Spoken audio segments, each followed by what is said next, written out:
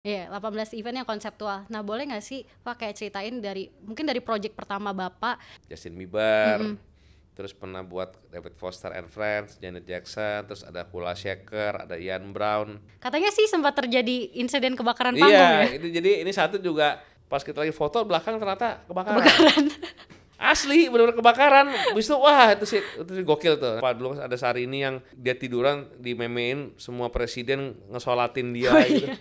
The Yes, Cash. the case. Nah, itu lucu banget. Menurut saya tuh salah satu show yang saya juga suka.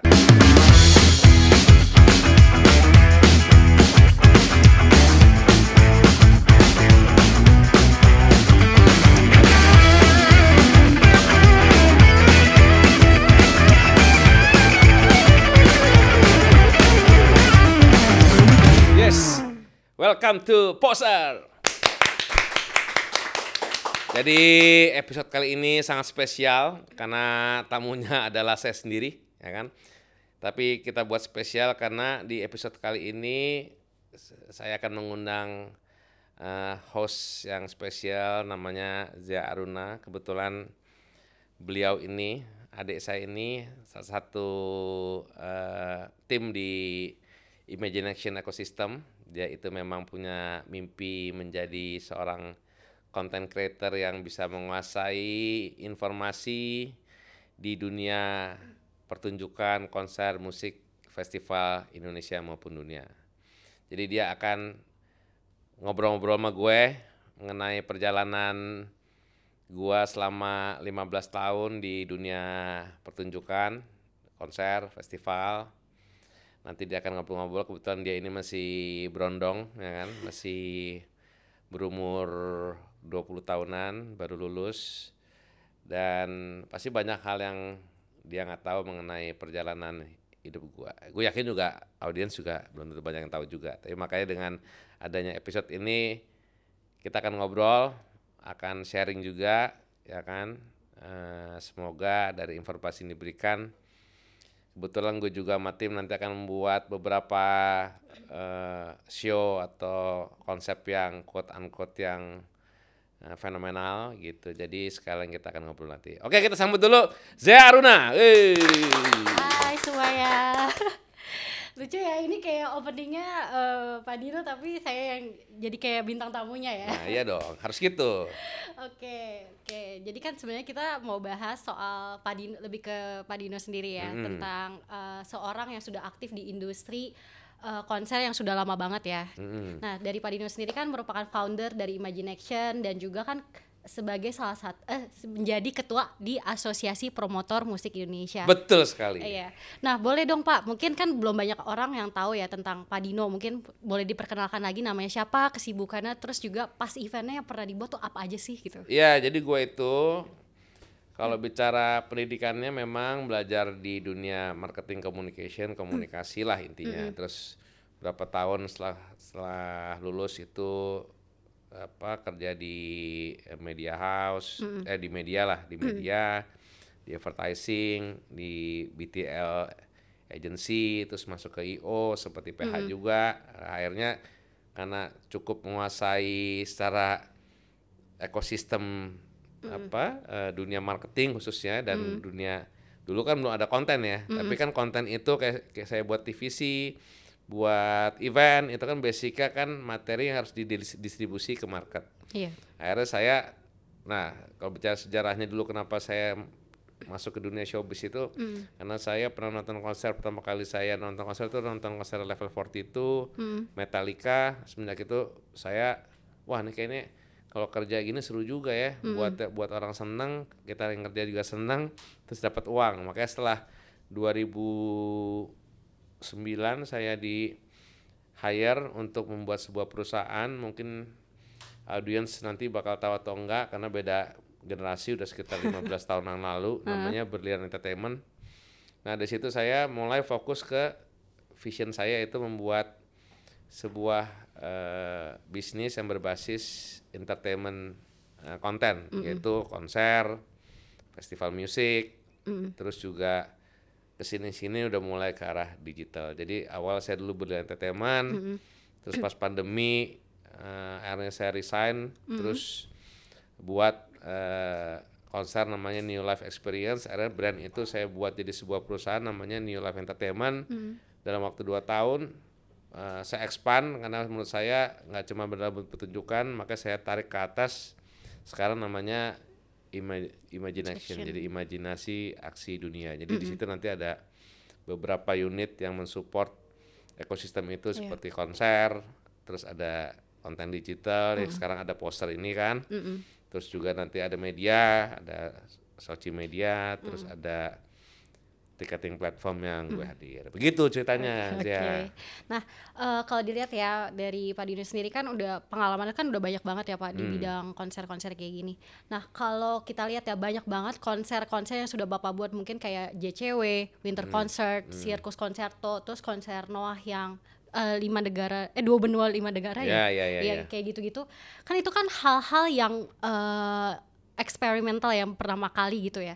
Ada nggak sih apa yang membuat Bapak tuh ingin membuat konsep dengan inspirasi kayak gitu? Apa sih inspirasinya mungkin ya? Inspirasinya karena dulu saya belajar dari sisi brand, itu kan segala sesuatu itu harus yang punya USP, unique selling point gitu. Jadi unique selling point, terus juga harus mempunyai positioning, ya positioning itu posisi kita di mana gitu.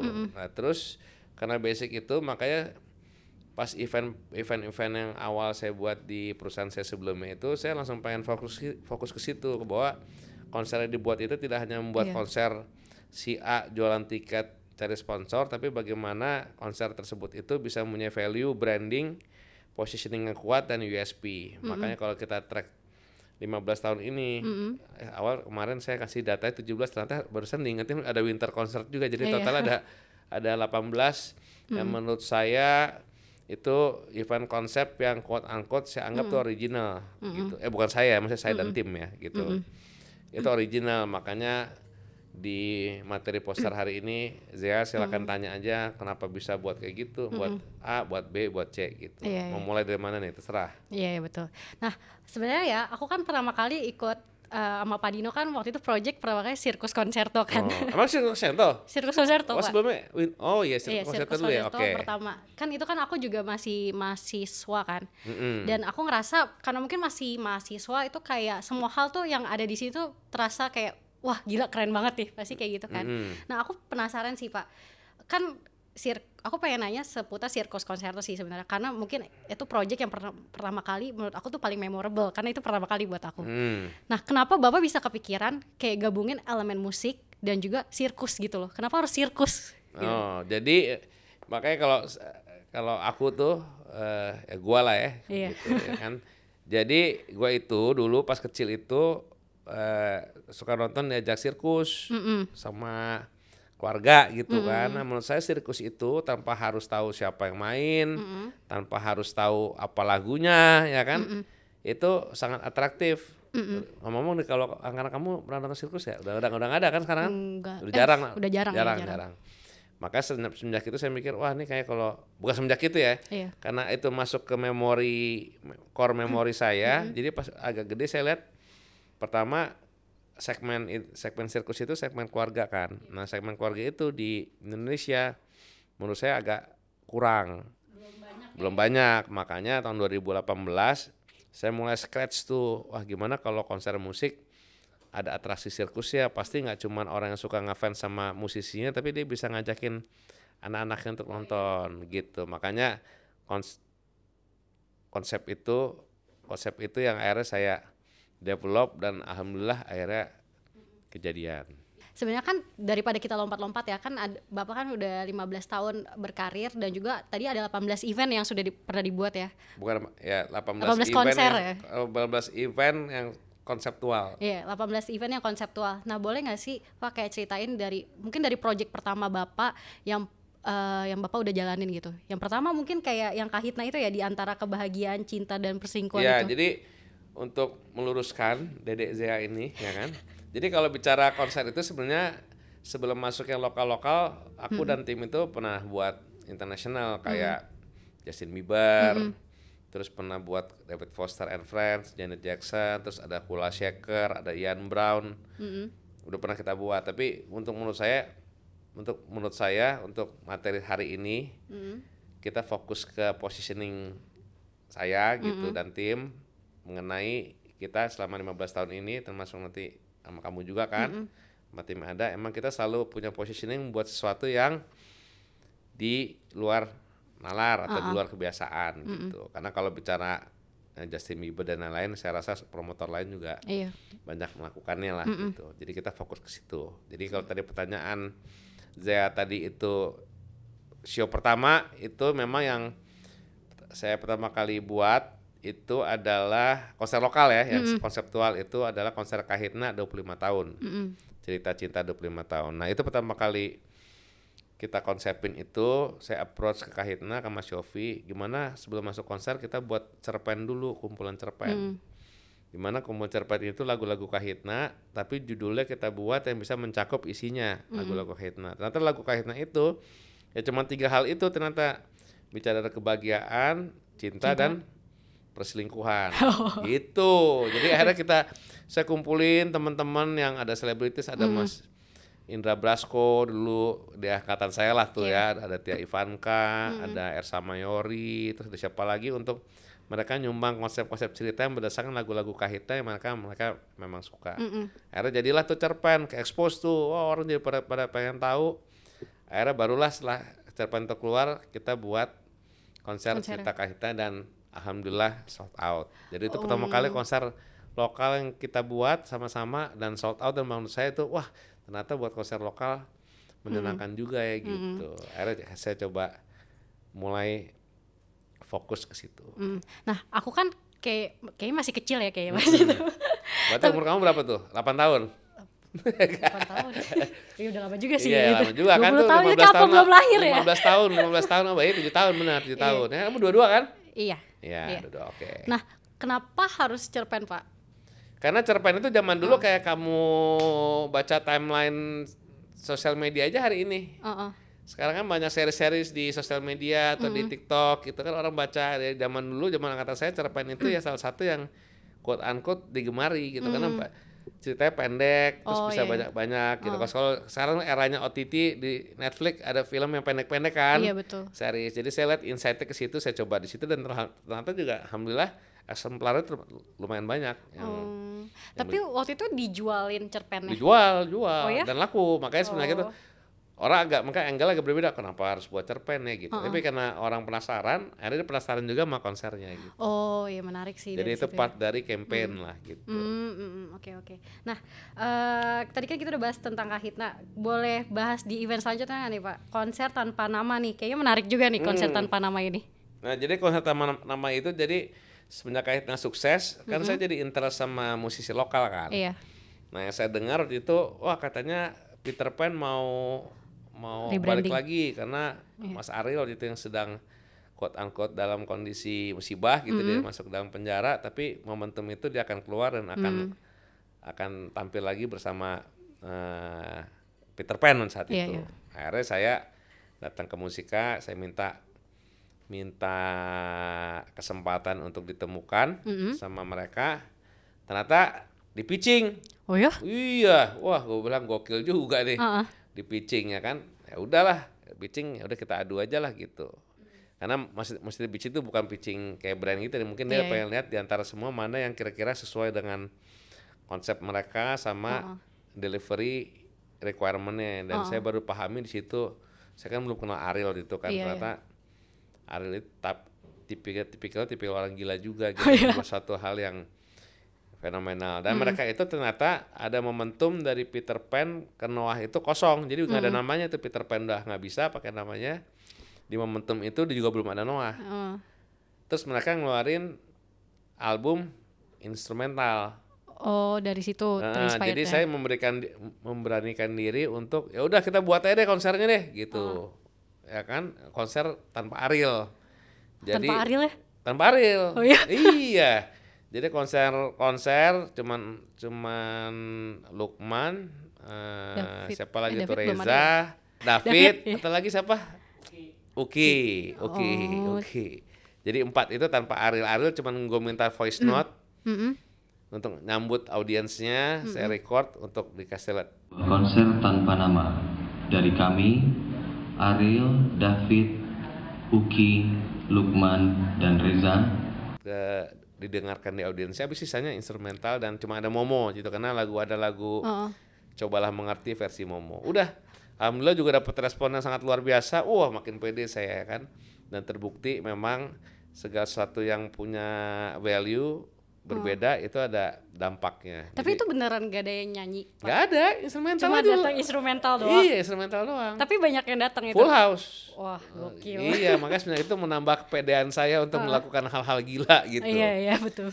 Gitu, jadi mungkin saat itu juga mungkin Ariel dan kawan-kawan itu menerima saya untuk melakukan project selanjutnya gitu. Mungkin dibanding, ya mungkin promotor lain juga pasti akan bagus-bagus saya yakin. Tapi mungkin yang saat itu yang bisa menawarkan kita buat instrumental ya mungkin gua dan tim gitu. Tapi kalau misalkan kan konser tanpa nama ya Pak, itu kan dia kan lagi nggak ada namanya, dan itu cara promosinya gimana ya Pak? Kan dia nggak ada kayak ikonnya gitu loh. Iya, jadi itu dia memang karena ada album instrumental itu ada image-nya mereka berempat tanpa nama. Jadi memang judulnya apa sih, album Suara Lainnya apa atau Suara Tanpa Nama, lupa pokoknya Suara Lainnya.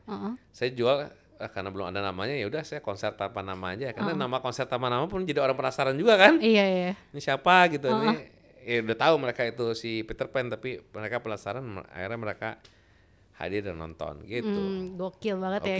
Gak ada Arielnya padahal. Gak ada Arielnya. Oke, nah selanjutnya kan di sini ada, ini nextnya Noah lagi nih, konser 2 benua 5 negara 1 hari, boleh dong Pak? Itu ceritanya itu gokil banget sih pas aku denger ceritanya. Nah ini juga ini basicnya dari rekor mereka sendiri. Mereka pernah buat konser di 5 kota dalam waktu 24 jam. Iya. Nah karena ini dia mau launching yang lebih besar, akhirnya saya dengan Musika ngedevelop, kita buat lebih gila lagi aja, yaitu konser 2 benua 5 negara dalam waktu yang sama 24 jam. Betul. Gitu. Wah itu juga dahsyat itu, karena saya harus melakukan research secara waktu by waktu bagaimana akhirnya bisa terjadi 5 negara itu. Biar tepat waktunya tepat juga waktu. ya. Karena kalau nggak sampai tepat waktu nggak kejadian. Sedangkan secara kerjasama kita waktu itu udah kerjasama sama SCTV, sama satu station lah gitu ya.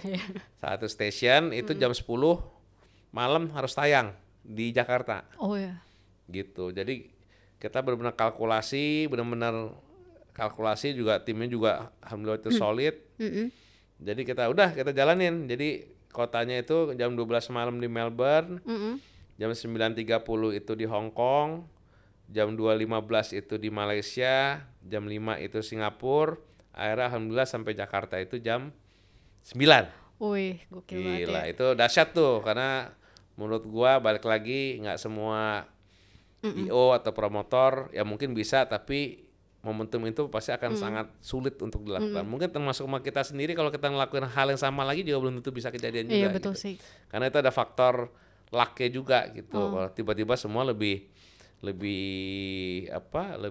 acceptable, proses lebih cepat gitu. Jadi itu hal yang menurut saya di sejarah saya salah satu yang bakal gua ingat sepanjang masa tuh konser inilah gitu. Tapi ada nggak sih, kan itu kan 5 negara ya Pak, itu bahkan di luar negeri ya, ada nggak sih kayak masalah-masalah yang kayak aduh ini kenapa dia belum nyampe lagi gitu, ada nggak sih? Oh kebetulan kita ya pasti kan secara logis kalau kita pakai pesawat umum pasti akan sulit. Akhirnya kita putusin memang pakai private jet gitu. Jadi kalau private jet itu kan semua bisa diukur, tapi nggak semudah itu juga, karena kita harus benar-benar pas waktunya, terus juga di imigrasi juga harus pas, terus di sananya jalur menuju venue juga harus sesuai, kan? Show-nya juga harus tepat. Jadi memang banyak banget hal yang harus presisi kita lakukan gitu. Tapi dari konser itu ada masalah gitu nggak Pak? Kayak yang dihadapi oleh Bapak mungkin? Dihadapi itu pastinya dihadapi itu, karena kan kita semua belum pernah melakukan hal gila itu kan. Jadi ya cukup nervous juga gitu. Tapi ya mungkin ya tadi itu emang diberikan luck, terus juga tim di setiap titik itu solid. Terus kita kerjasama dengan pihak dari kita tim label, artis itu semua juga kooperatif, all out. Alhamdulillah terjadi lah itu. Iya sih. Itu rasanya kayaknya pas sampai Jakarta, waduh seneng banget ya kan. Karena jam 10 benar-benar harus on di broadcast. Iya. Tapi kan itu 5 negara ya Pak. Secara bisnisnya itu cukup menguntungkan berarti ya? Iya, jadi makanya saya juga percaya segala sesuatu yang quote unquote fenomenal gitu, yang secara value orang punya attention besar, karena kan kuncinya bisnis itu semakin banyak masa atau audiens yang keep attention atau mau melihat atau mau membayar. Termasuk sponsor pun, sponsor kalau lihat wah ini momentumnya luar biasa, jadi pasti pengen tap in ke situ agar produknya dilihat sebanyak-banyak orang. Kan rumus marketing gitu kan? Iya betul. Nah, karena ini juga fenomenal, Ariel baru keluar fenomenal, kemarin juga habis instrumental juga berita gila. Iya. Ariel pertama kali show. Iya. Wah, tuh berita udah gila deh. Termasuk konsepnya 5 negara 2 benua ini. Jadi akhirnya secara sponsor juga banyak yang masuk, terus juga broadcasting juga support. Di situ juga kita juga secara komersial juga kita berbagi. Jadi menurut saya itu juga jadi pattern saya juga. Akhirnya ke depan kita harus buat konser itu harus fenomenal gitu. Tapi kalau misalkan secara konsep dan juga teknisnya itu biasanya developnya berapa lama sih Pak? Ya sekitar 4 bulan 5 bulan. 4 bulan 5 bulan. Oh, wah gila keren banget ya. Iya, makanya kamu harus banyak belajar di sini. Iya, Biar keren juga.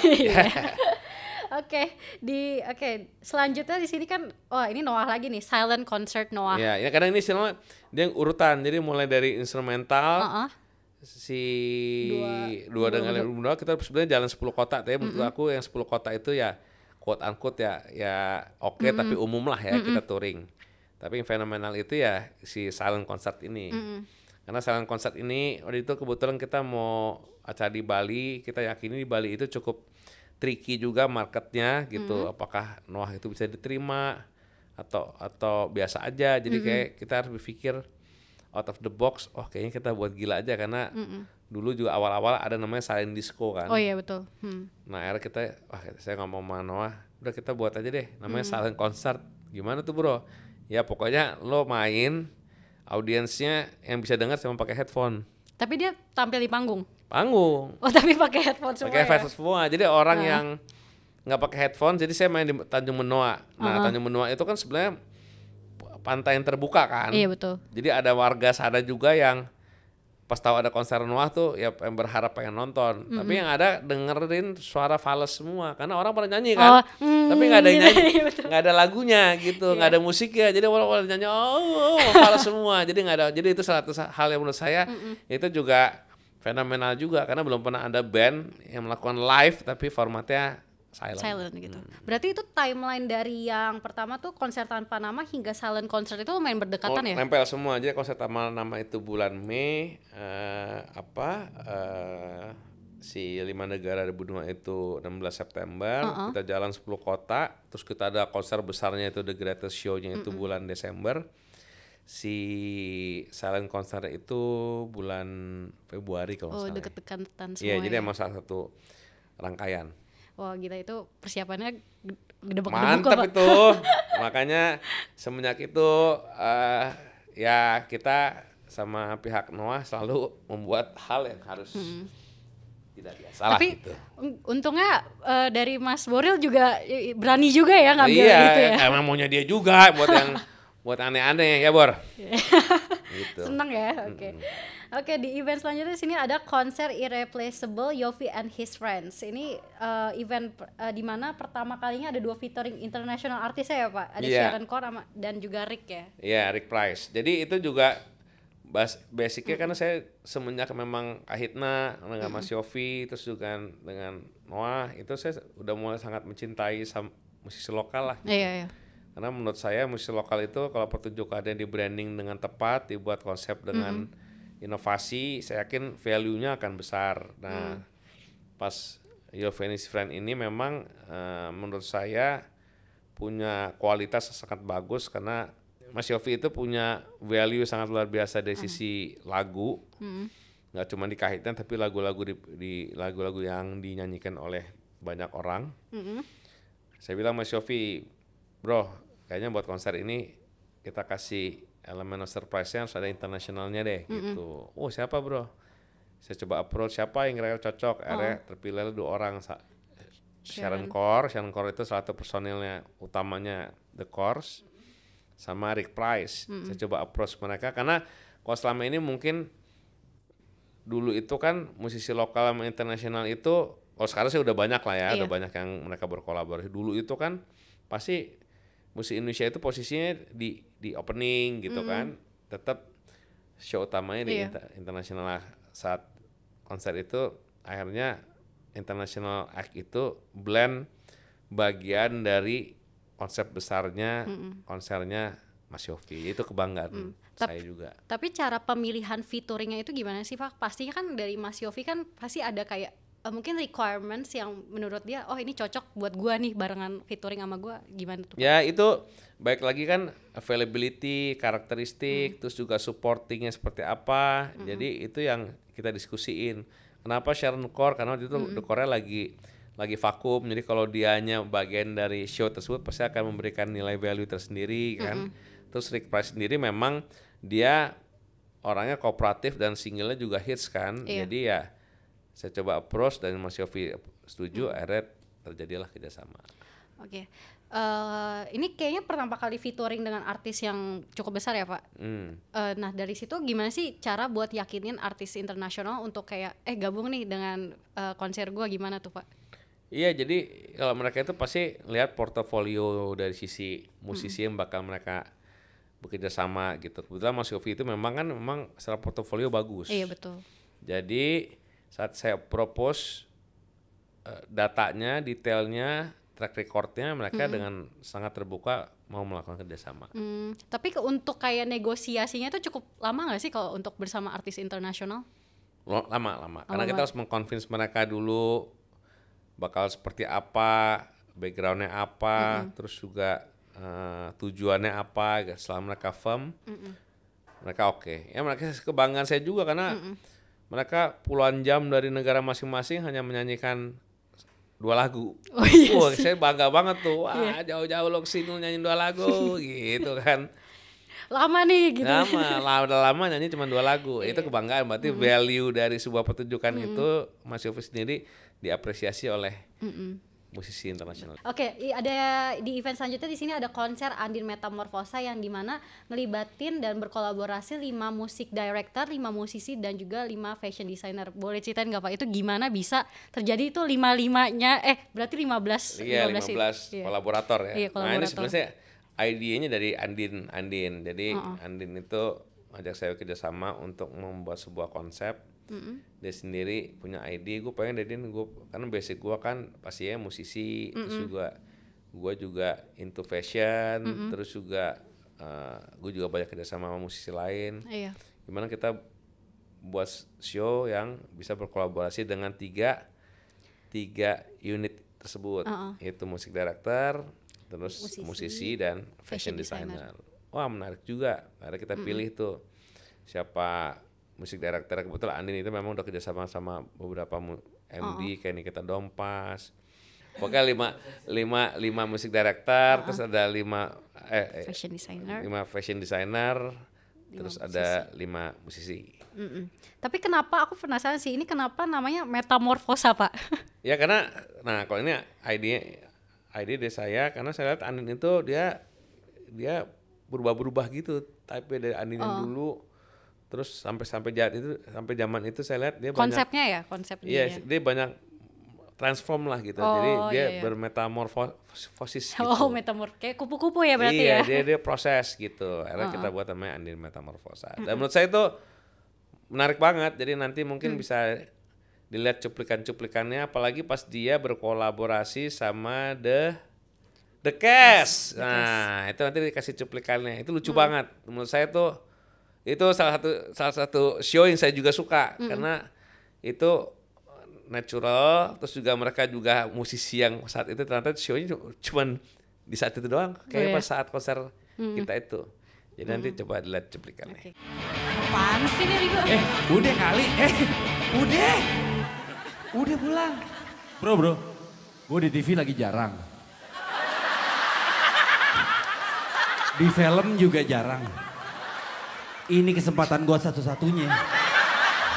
Masa anak gua nonton, masa lu tega sih? Iya. Desa lagi satu buat lo ya. Satu ya. Satu Please, ya. please banget nih. Gua minta tolong. Oh my god. Gue udah serang abis nih. Iya. Desa, ayo Desa.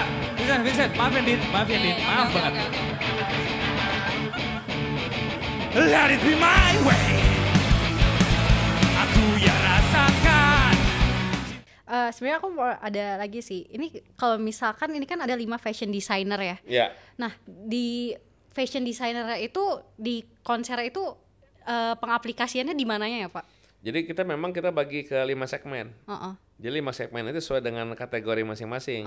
Di segmen A, aransemennya by Nikita Dompas, terus bajunya by Didi Budiarjo, terus ada featuringnya ada GAC gitu. Jadi memang kita bagi ke 5 segmen. Segmen untuk satu desainer gitu ya anggapannya ya. Iya. Oh iya, gila. Dan di situ juga akhirnya kita juga mencoba hal yang menurut saya juga unik. Itu Andin melakukan stand up komedi dengan dibantu oleh Mas Ernest Prakasa gitu. Oh ya, Jadi itu ya. sangat seru sih itu konser itu.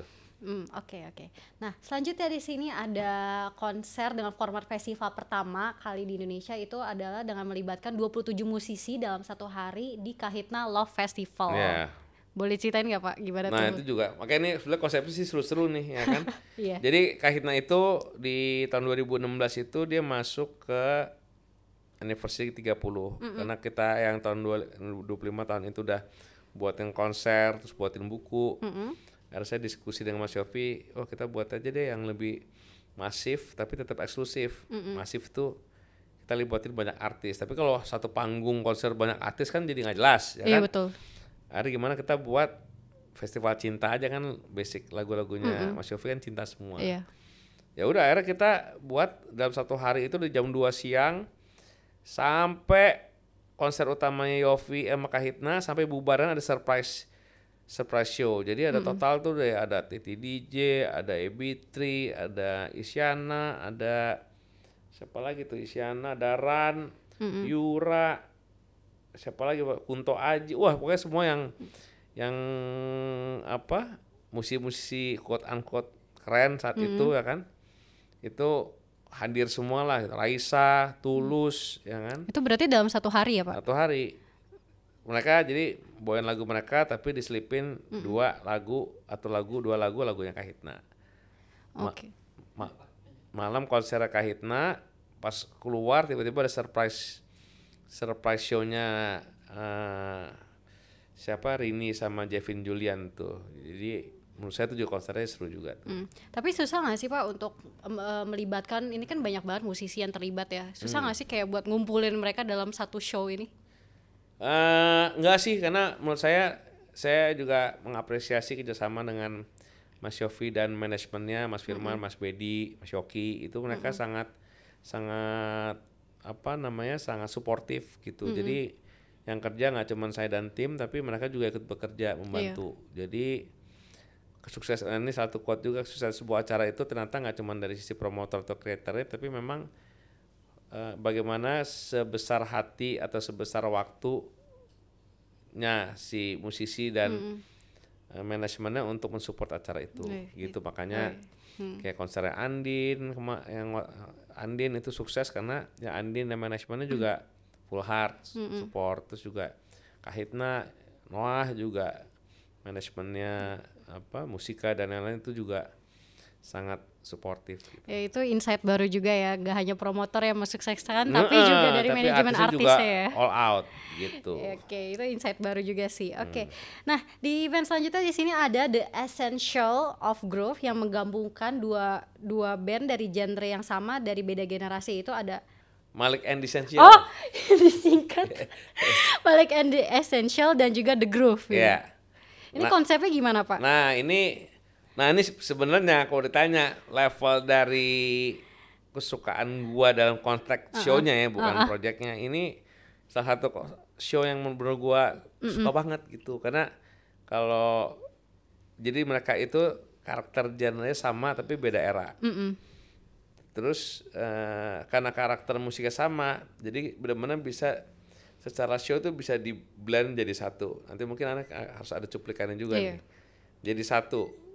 Tapi mereka beda era. Tapi lagunya juga banyak yang hits gitu. Jadi formatnya menurut saya sangat keren gitu. Terus saat itu juga kita konsepin mereka baju harus putih semua, terus audiensnya juga harus pakai baju putih semua. Itu juga pertama kali pakai gelang silo. Zaman dulu kan belum, ya Coldplay udah punya. Gara-gara Coldplay saya dapat inspirasi di tahun yang sama, bulan yang sama saya order juga. Jadi saat itu juga pakai gelang silo. Jadi konsep itu menurut gua catchy lah gitu, keren gitu. Dan nggak cuma di situ, akhirnya banyak pihak juga pengen dibuatin show yang sama seperti itu gitu. Kayak akhirnya di order di Synchronize, terus juga di bengkel gitu. Jadi mereka itu kita buatkan sebuah project namanya The Essentials of Groove. Berarti itu maksudnya itu satu panggung mereka berkolaborasi atau mereka di satu event tapi tampilnya misalkan jadi di grup sendiri, mereka sendiri-sendiri dan akhirnya bergabung gitu. Oh gitu. Oke. Nah di situ kayaknya Malik juga lagi naik-naiknya ya Pak? Iya ya sih? Malik waktu itu udah ke 15 tahun sih. Oh oke. 15 tahun, The Groove-nya 20 tahun kalau nggak salah. Buat harga rekornya 25 juta, wah siapa yang mau beli Din? Udah percaya sama gue, udah bisa deh lo. Akhirnya mereka pede, udah bisa deh kita sama fight. Kita announce ya, 25 juta, wah itu hebohnya ya kan. Kalah tuh news value-nya Justin Bieber gue rasa saat itu. Hype-nya tuh gila deh gitu, wah energi penontonnya yang di FOH. Jadi saat selesai Sinoa terakhir itu, kita pasang pyro, pasang ini. Nggak sadar, kan ada foto session tuh, saya dipanggil ke depan untuk foto sama-sama. Pas kita lagi foto, belakang ternyata kebakaran.